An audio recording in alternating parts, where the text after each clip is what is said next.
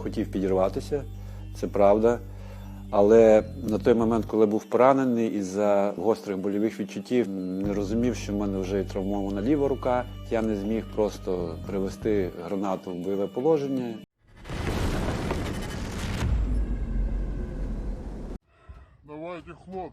Two Ukrainian soldiers, who were on the verge of being executed by Russians, managed to persuade them to surrender instead. Journalist and editor-in-chief of Censor.net Yuri Butusov reported on April 27th. He shared this story in his Facebook post. The two Ukrainian paratroopers, operating on Russian territory during a massive assault, were captured by two Russian soldiers who suddenly appeared at their position. In a small shelter, the four of them sat together for several days, Butusov wrote. Around them, drones, artillery, and mortars were constantly striking. The Russians reported to their command that they captured Ukrainians and received an order to kill the prisoners and move forward. However, the Russians failed to carry out the criminal order and decided instead to try to lead the Ukrainian soldiers into captivity. But Russian artillery immediately began firing on them. A reminder, Butusov noted, that Russian commanders often target their own troops who refuse to press forward. At that point, the captured Ukrainians suggested that the Russian soldiers surrender, assuring them that Ukrainian commanders do not shoot either their own or enemy prisoners, and that their lives will be guaranteed, Butusov explained. The Russians agreed. Their comrades who had joined the assault could no longer be contacted. It turned out that the only chance for them to survive was offered by their Ukrainian captives. He added that the Russians returned the weapons and radios to the Ukrainian paratroopers, who then contacted their command, and at a suitable moment, led the Russian soldiers to a rear position where they surrendered. Ukrainian troops continue active defensive operations in designated areas of Russia's Kursk and Belgorod oblasts, Ukrainian President Volodymyr Zelensky wrote. He made this statement following a briefing by Commander-in-Chief Oleksandr Syrsky. Our forces continue active defensive operations in designated areas of the Kursk and Belgorod oblasts, Zelensky confirmed. He added that the situation remains challenging on multiple frontline sectors, with the heaviest fighting taking place in the Pokrovsk, Kramatorsk, Lyman, and Kursk directions.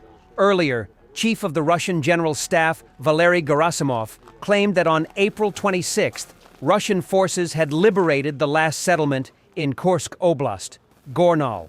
However, Ukraine's General Staff refuted the claim, stating that it does not reflect reality.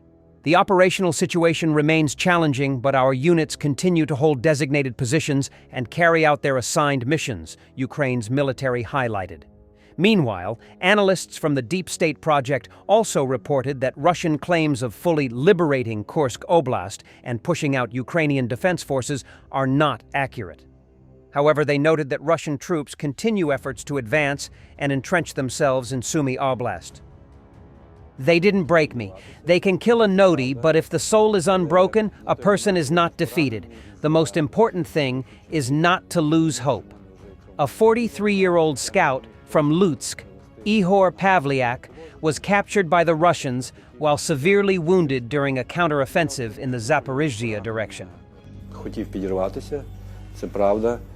Але на той момент, коли був поранений, із-за гострих больових відчуттів, не розумів, що в мене вже травмована ліва рука. Я не зміг просто привести гранату в бойове положення, і здійснити те, що я хотів, свій шлях закінчити як справжній офіцер. Я отримав 3 кульових поранення з автоматичної зброї. Мені роздробило праве плече, роздробило обличчя, відірвало половину верхньої правої щелепи і мені роздробило великий палець на лівій руці.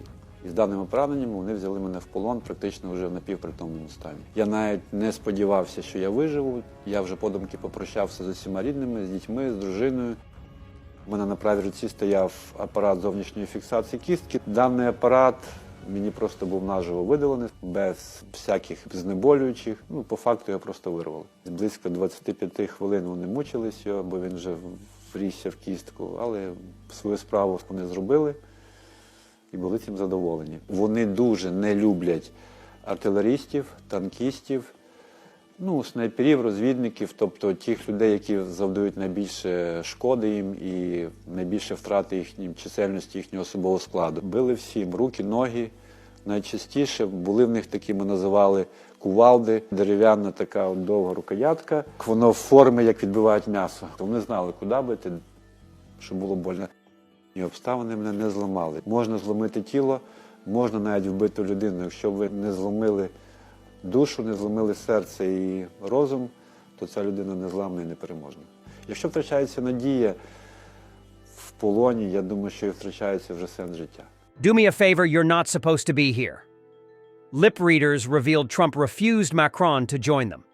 Zelensky told Trump, "I would like you to end the war, but not like this."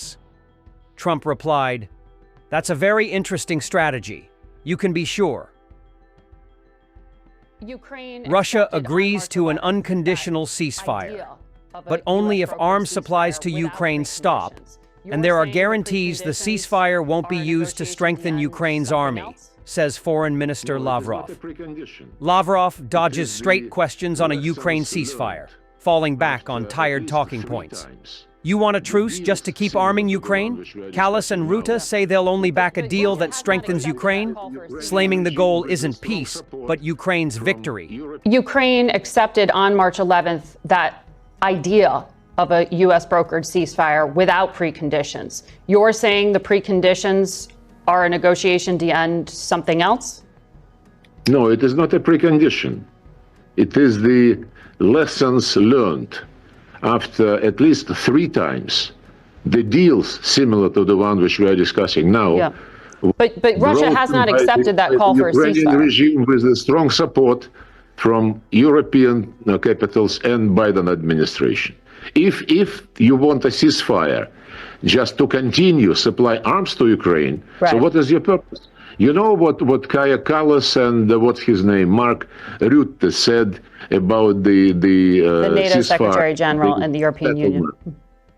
They bluntly stated that they can support only the deal which at the end of the day will make Ukraine stronger, would make Ukraine a victor. So if this is the purpose of the ceasefire, I don't think this is what President Trump wants. This is what Europeans, together with Zelensky, want to make out of President Trump's initiative. Trump's approval rating after 100 days in office has hit a record low for the past 80 years, reports ABC News. Only 39% of Americans approve of his performance, down 6 points since February, while 55% are dissatisfied. Thanks for watching, and don't forget to subscribe. Also, if you want to support Warthog Defense, please become our member and get early access to new videos, exclusive members-only videos, and become administrator in comment section. The membership link is in the description. Rescues every day. We had a guy last week, it's 6 rescues in 6 days. You know, he's doing the job every day.